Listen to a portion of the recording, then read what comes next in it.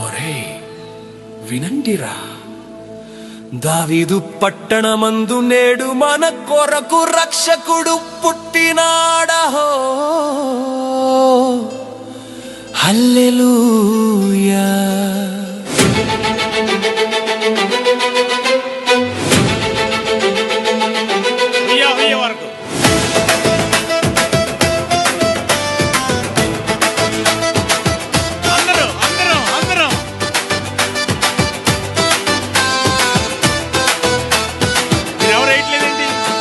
రాజుల కోటలో కాదంటారా,